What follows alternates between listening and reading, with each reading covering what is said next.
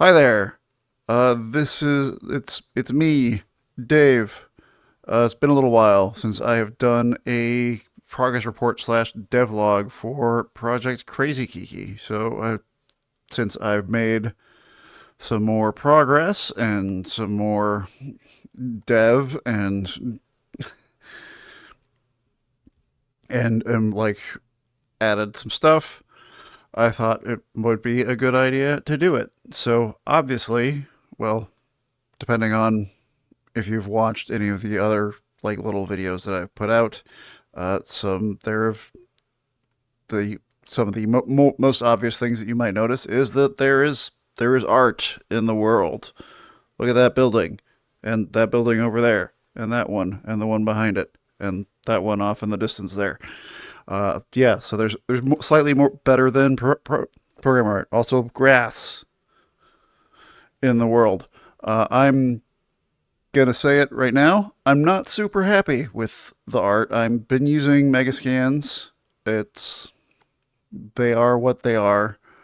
I would prefer a different architectural style, but this is like what they've got available for this in the Quick Soul Megascans library is what they've got, and it's not.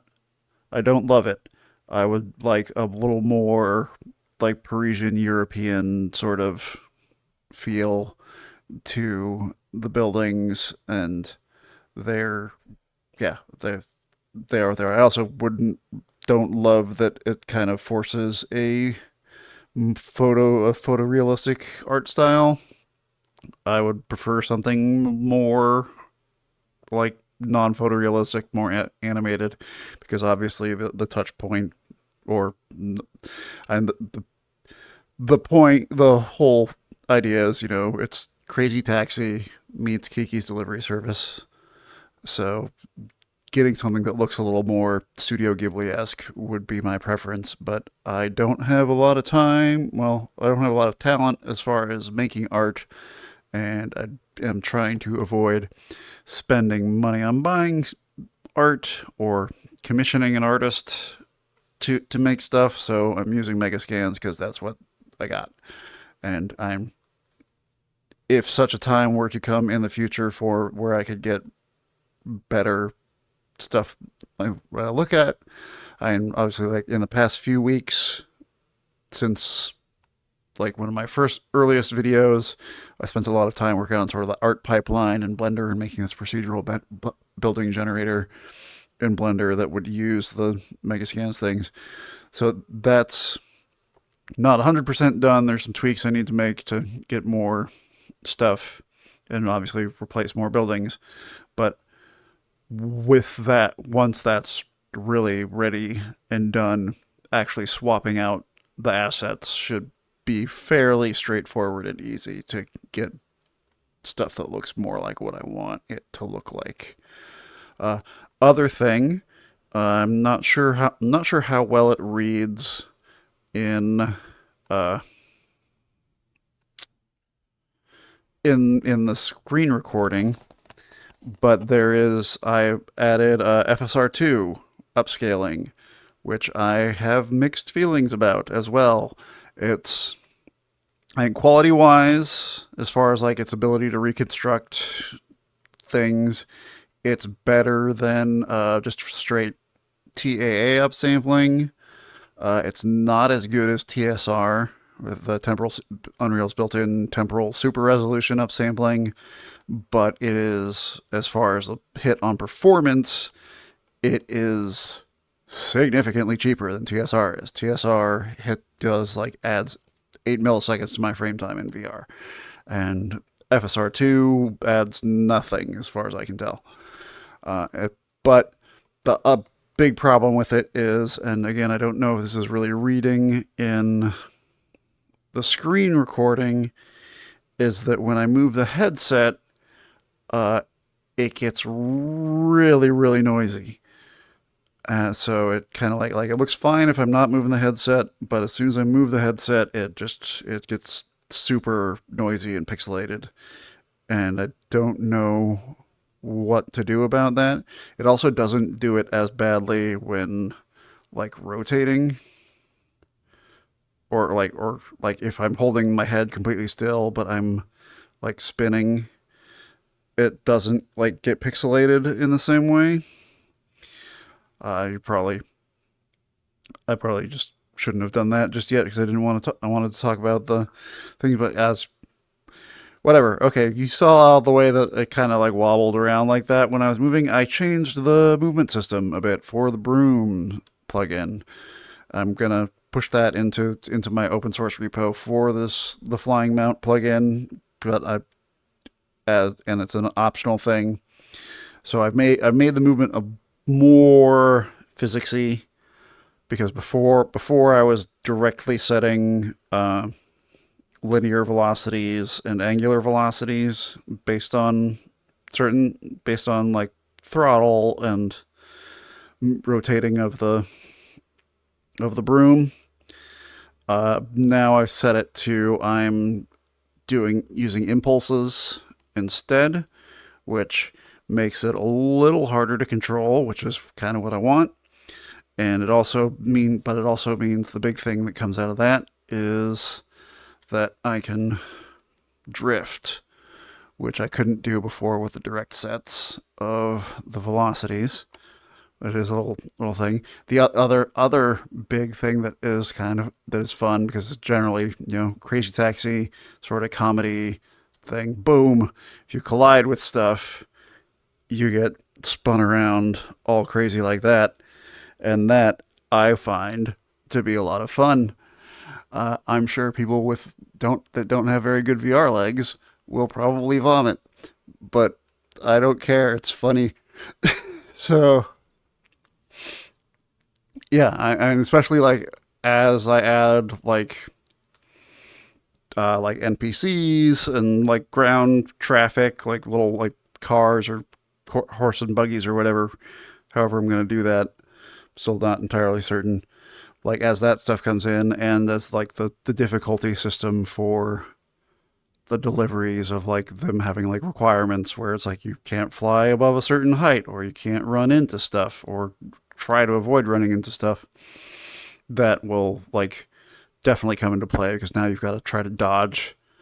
If you like, it's like don't fly over 30 feet or something, and then you've got to also have to dodge traffic, and you're gonna like bump into things and get spun around, and that's gonna suck up time and make it harder to deliver stuff. And I think that'll be fun and definitely like hits with the arcadey sort of stuff. Other thing you probably noticed, there's a big zero floating right there. That's the timer. This is more or less placeholder right now. Other thing you'll notice in the background or backgroundish. So there's that green circle and that red circle and that orange circle. I now have set up that the pickups have difficulty levels. They're sort of with it's more of like a distance uh, and amount of time that it gives you. That it needs a little bit of work uh, for some stuff, but yeah, so it can go. So, and one of the things I did is that it will dampen your movement when you get inside the zone. So then it's like 60 seconds to make a green delivery. Oh no. Yeah. Oh fuck.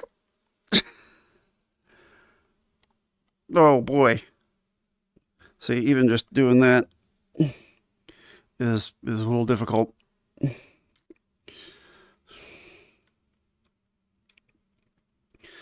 Yeah, so then, oh boy. Did I get into the zone? Did I get, yes I did. Yay! Delivery success. Oh boy. Okay. Stabilizing. Nope. Not stabilizing. Okay, there we go. So then of the other stuff that I kind of need to do, I need to like a refinement that I need. Oh, other thing about FSR, I'm not sure. Again, not sure if this reads in the in the screen recording, I don't know if you just okay, let's wait till I come to a complete stop. So you'll probably see, you might be able to see, I don't know if it, again, don't know if it reads, but as I move forward, this weird sort of circle of noise kind of comes in the thing. That's actually not specific to FSR. TSR does the same thing. TAAU does not.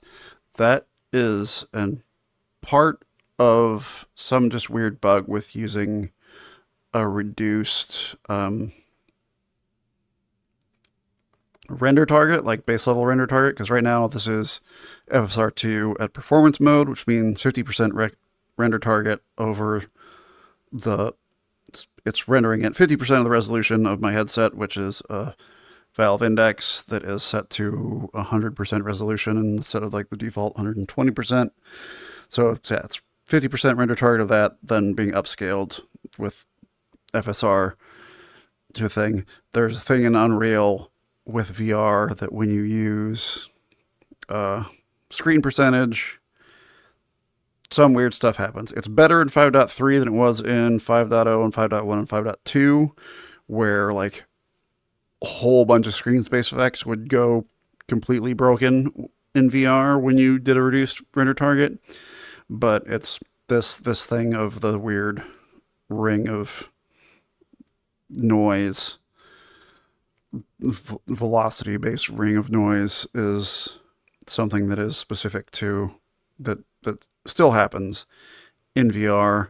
The alternative method of reducing render target in VR, which is VR.pixel density, is the thing, which FSR doesn't use. FSR quality mode runs through and does r.screen percentage and drops it down and then does stuff on it.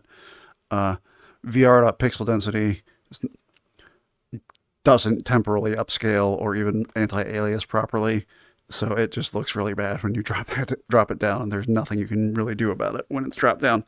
So FSR, TSR, even TAAU, and TAAU looks better as far as that noise thing, but isn't. Other stuff doesn't look like I can show real quick actually, though it's gonna kind of mess me up. So let's let myself wobble out. So I'm going to turn off FSR. Oh, it would help if I had the window selected. Okay. Boop.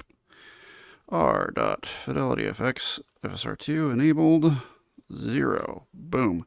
So now FSR is off. So now this is just straight 100%. So it looks better. It runs on my machine absolute like trash. I think I'm getting like 15 FPS or something right now. So then if I do r.screen percentage 50, boom.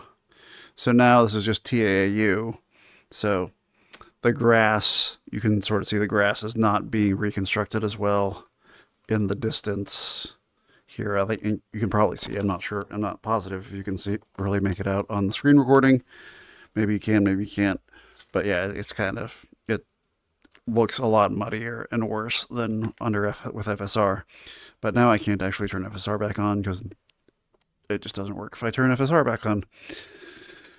Or, yeah, it doesn't turn back on properly under this state.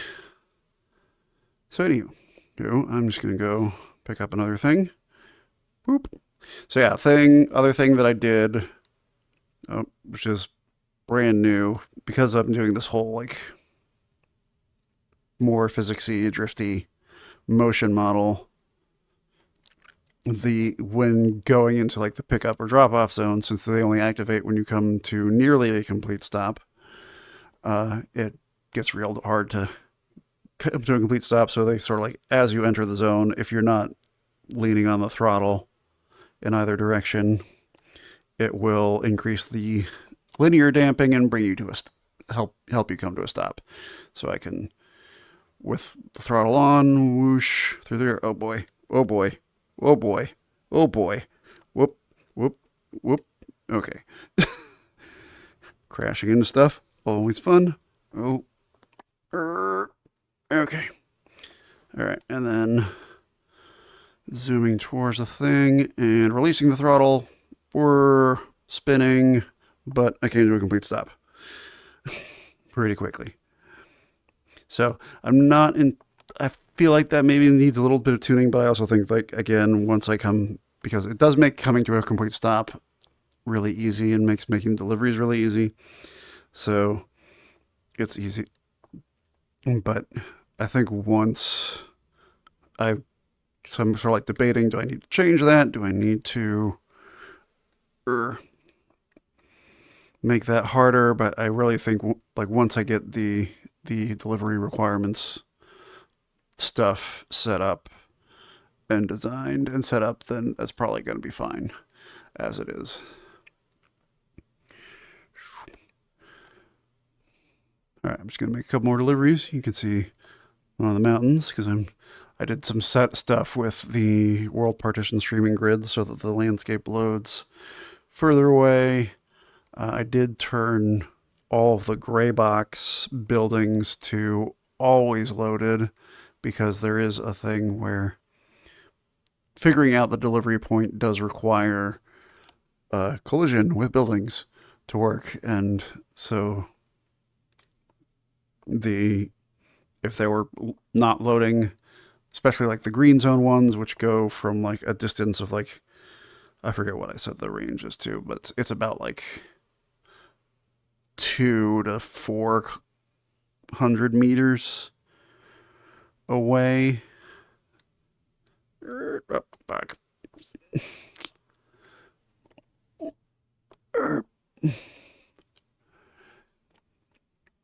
So they were like hit, and that was outside of the building streaming range. So it would just always fail to find the thing and then it would die. So I just had to set them to always loaded. But the smaller, but the actual arted up buildings, as it were, they are all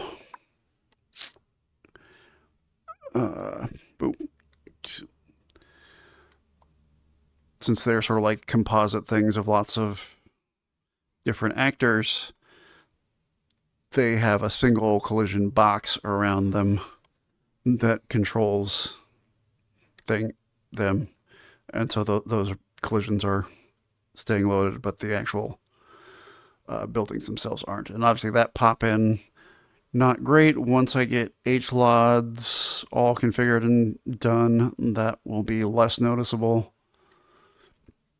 But that's going to be a whole thing because world partition building HLODs for world partition levels is a whole thing that's kind of hard. But yeah, you can see that the way I've set it up, like you get like half of a building loading because that's the grid cell.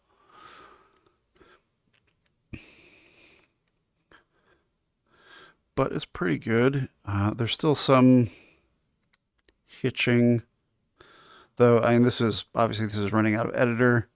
I'll have to do a bunch of additional testing of like builds and test builds and shipping builds because I think I can get there's a little bit of a hitch when new stuff loads in. It seems to be worse for terrain loading in than it is for the buildings, but not always. So, but I think I can get that traversal stutter improved even further because I just haven't worked the systems that are in place enough just yet. So I'm going to go to the big mountain and fly up to the top of the big mountain. And then I'm probably gonna stop it there. I do need to add, other stuff to add as far as art is trees. Would really like some trees in the world. I've got ideas for like, I want some parks that are sort of like in the city itself. So yeah, you can sort of see the whole city, even though the ground doesn't load it under it. But yeah, I feel like some things like whoop. Let's grab you, move you out of the way. So like that area right there, I kind of want to be like a park, or maybe put like a little pond in it and have trees and stuff. And then some of this is going to be like farmland and maybe like a forest off in the distance there, and that's maybe another park. And then if I go back down,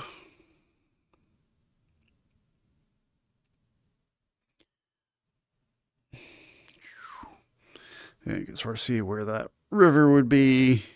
I'm gonna put like some river there, though that's gonna be just detail that isn't totally necessary because ideally, again, the point is that you're gonna stay flying around in the town. But I don't know, maybe for cozy mode or something, just have more like little Easter eggs and discoverable stuff.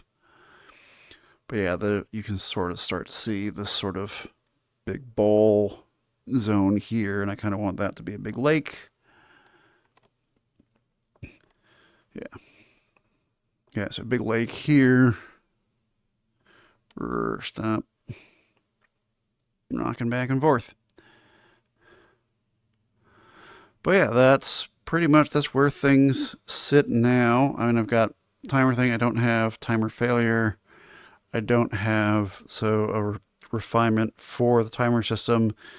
In Crazy Taxi, there's sort of this setup of there is like your overall time, and then like the person that you picked up's time, and so it's like, which is you pick somebody up and your overall time goes up, but the goes up to a certain amount, and then the person you picked up timer is some fixed amount less than that. So if the delivery time runs out, you still have some leftover time to go try and grab another delivery and get more stuff in, and I need to set that up. But other than that, I'm feeling pretty good about both the way this controls. I am gonna do. I mean, there's UI, obviously a bunch of UX and UI stuff. I do think there's going to be like difficulty, like 3 or 4 different brooms that you can select from that have different difficulty levels in their control systems. So like this one that I'm on right now, it would be sort of the mid-level difficulty, and then like easy mode is the one where it's direct setting the velocities and would have roll disabled, and then like one level up from that would be direct setting direct setting with roll enabled, and then this one, which is drifty with drifty. I don't know. Actually, I'd probably do like level 3 would be drifty movement, but not drifty rotation, and then this would be the hard mode one where it's drifty rotation and drifty movement. Though I don't know. Maybe that's not a great idea because again, the comedy is bop running into stuff and getting spun around and then trying to reorient yourself and get back to where you're going. Oh yeah, another like idea I've got. I don't know if I'm gonna be able to do it. I'm gonna go find a pickup.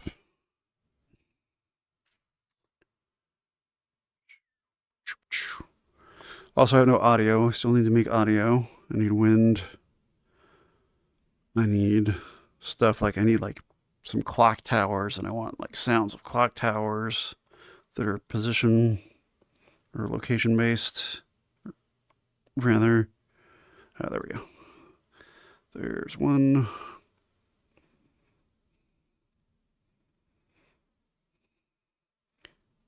Okay.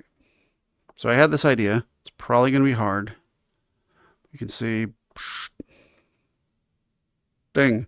So the directional arrow here that tells you where to go to drop a thing off.